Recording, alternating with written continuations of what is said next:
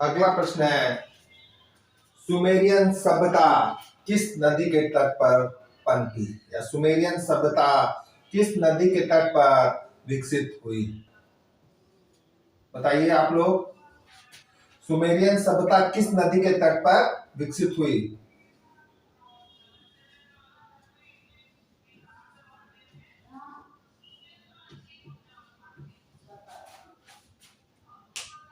Sumerian सभ्यता किस नदी के तट पर विकसित हुई?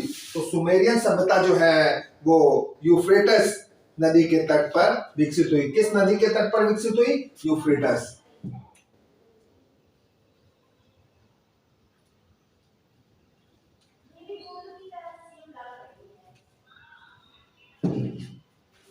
या प्रश्न इस प्रकार से भी पूछ सकते हैं कि सुमेरियन सभ्यता किस नदी किनारे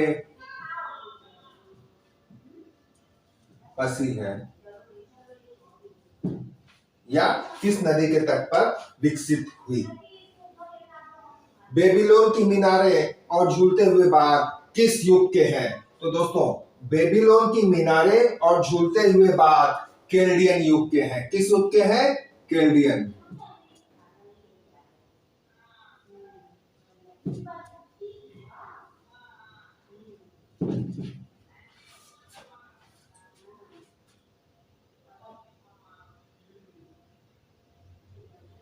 अगला है प्रश्न नंबर 3 है, रंगीन ग्लेड टाइलों का प्रयोग, रंगीन ग्लेड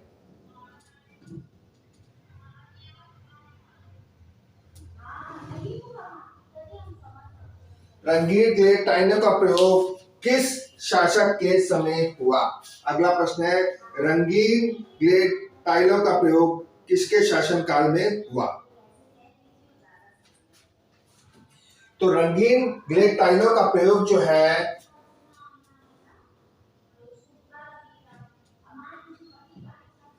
नेबूखद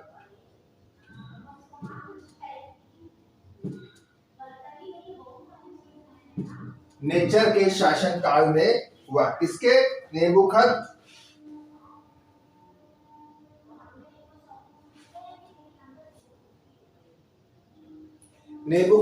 नेचर के शासन काल में हुआ। अगला है, क्यूनिफॉर्म लिपि किस सभ्यता की देन है? अगला प्रश्न है, क्यूनिफॉर्म लिपि किस सभ्यता की देन है? तो क्यूनिफॉर्म जो लिपि है दोस्तों वो मेसोपोटामिया की देन है। किसकी? मेसोपोटामिया की।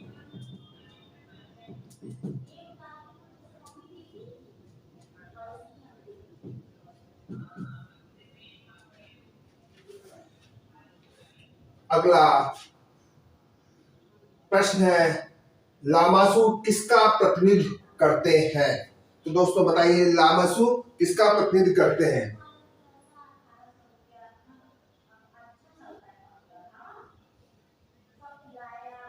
बताइए आप लोग।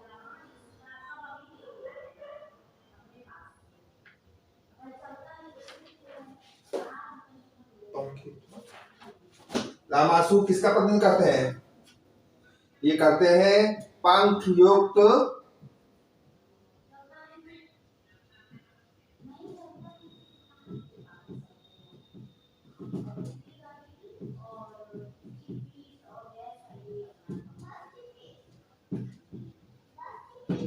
बैल। किसका प्रतिनिधित्व करते हैं? पंखयुक्त मानवमुखी बैल का। और मेसोपोटामिया सभ्यता में।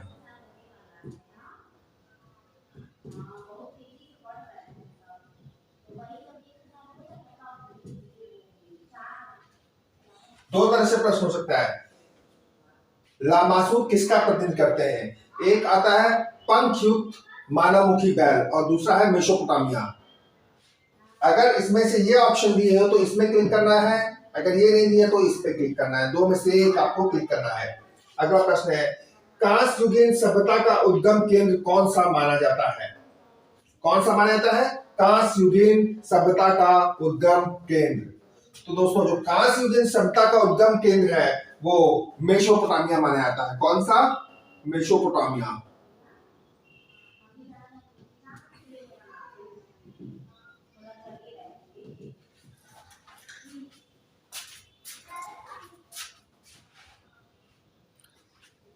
अगला है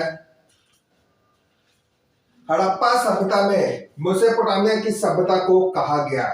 या प्रश्न इस प्रकार से होता है कि हड़प्पा सभ्यता में मेसोपोटामिया की सभ्यता को क्या कहा गया। तो क्या कहा गया? मेलुहा सभ्यता।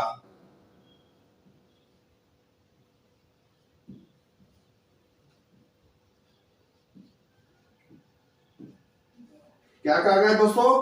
हड़प्पा सभ्यता में मेसोपोटामिया की सभ्यता को क्या नाम दिया गया? मेलुहा सभ्यता।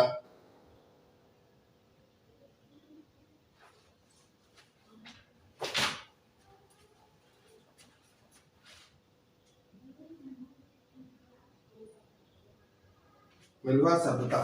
अगला है शीशे का सर्वप्रथम प्रयोग किस सभ्यता में किया गया, या शीशे का सर्वप्रथम प्रयोग किया गया। तो दोस्तों जो शीशे का सर्वप्रथम प्रयोग था वो मेसोपोटामिया की सभ्यता में किया गया। किसमें? मेसोपोटामिया की सभ्यता में।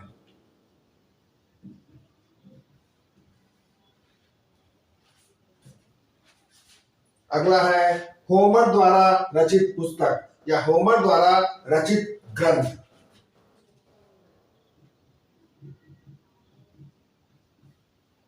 कौन कौन से हैं? तो ये है इलियड,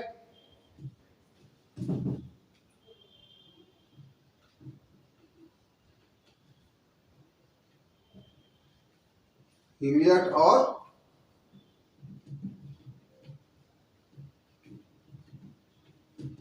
ओडिसी। क्या? होमर द्वारा रचित ग्रंथ या पुस्तक। तो दो ग्रंथ हैं इसके, इलियड और ओडिसी। अगला प्रश्न है कला के लिए प्रसिद्ध नगर कहां पर? मेसोपोटामिया की सभ्यता में। कला के लिए प्रसिद्ध नगर मेसोपोटामिया की सभ्यता में कौन सा था? उर। कौन सा था? उर शहर। एक बार फिर से प्रश्न देख लीजिए कि सुमेरियन सभ्यता किस नदी के तट पर विकसित हुई, या किस नदी के तट पर पनपी, या किस नदी के तट पर बसी है। तो जो सुमेरियन सभ्यता है दोस्तों वो यूफ्रेटस नदी के तट पर बसी है। किस नदी के तट पर? यूफ्रेटस। अगला है बेबीलोन की मीनारें और झूलते हुए बाग किस युग के हैं? तो बेबीलोन की जो मीनारें हैं और झूलते बाग वो केल्डियन युग के हैं। किस युग के हैं दोस्तों? केल्डियन।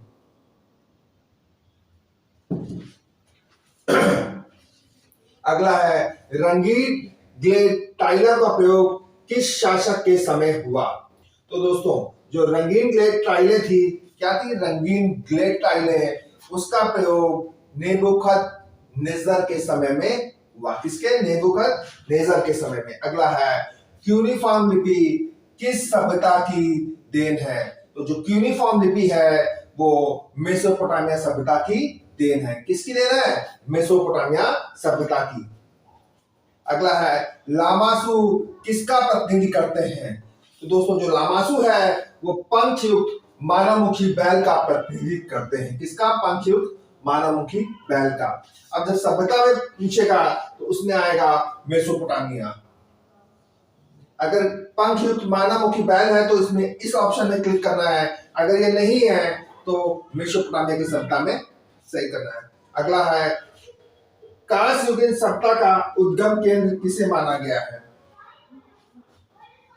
कांस्ययुगीन सभ्यता का उद्गम केंद्र ये पूछा है। कांस्ययुगीन सभ्यता का उद्गम केंद्र ये मेसोपोटामिया को माना गया है। किसको? मेसोपोटामिया को। अगला है दोस्तों हड़प्पा सभ्यता में मेसोपोटामिया की सभ्यता को कहा गया, या हड़प्पा की सभ्यता में मेसोपोटामिया को क्या नाम दिया गया, ये भी पूछा सकता है।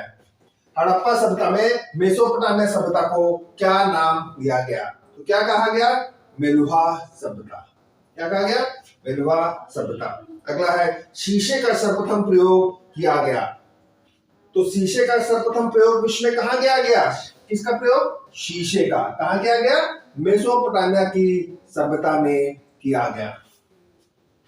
अगला है होमर द्वारा रचित पुस्तक या ग्रंथ कौन सा है? तो होमर द्वारा जो रचित पुस्तक है वो है इलियड और ओडिसी। कौन से? इलियड और ओडिसी। जबकि इसमें यह प्रश्न पिछले साल या 1-2 साल पहले आ चुका है। अगला है कला के लिए प्रसिद्ध नगर। कहां पर? मेसोपोटामिया की सभ्यता में कला के लिए प्रसिद्ध नगर कौन सा था? उर। कौन सा था? उर नगर था।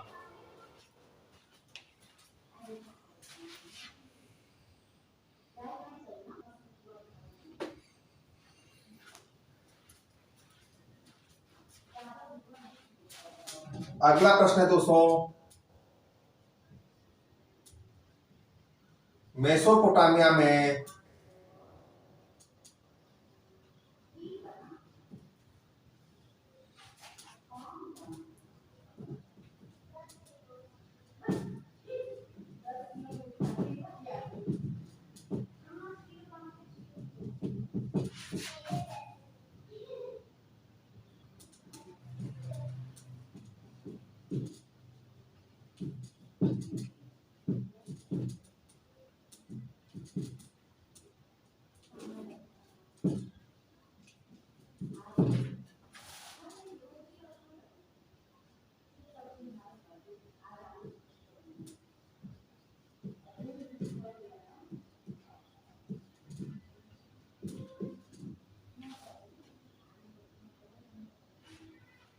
प्रश्न है मेसोपोटामिया में कला के लिए प्रसिद्ध नगर उर का क्या नाम था? तो दोस्तों 2 प्रश्न हो सकते हैं। मेसोपोटामिया कला के लिए कौन सा नगर प्रसिद्ध था? तो उर। और प्रश्न ये है मेसोपोटामिया में कला के लिए जो प्रसिद्ध नगर था उर, उसका नाम क्या था? मेसोपोटामिया की सभ्यता में उर शहर का नाम क्या था? तो क्या था? इब्राहिम नगर। क्या? इब्राहिम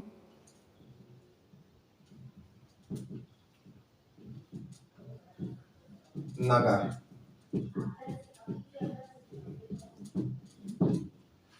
तो दोस्तों आज के वीडियो में इतना ही। मेरा ये एपिसोड आपको कैसा लगा प्लीज कमेंट जरूर करें। साथ ही दोस्तों मेरा ये वीडियो अगर आपको अच्छा लगा हो तो इसे लाइक और सब्सक्राइब भी जरूर करें। आज के वीडियो में इतना ही। धन्यवाद।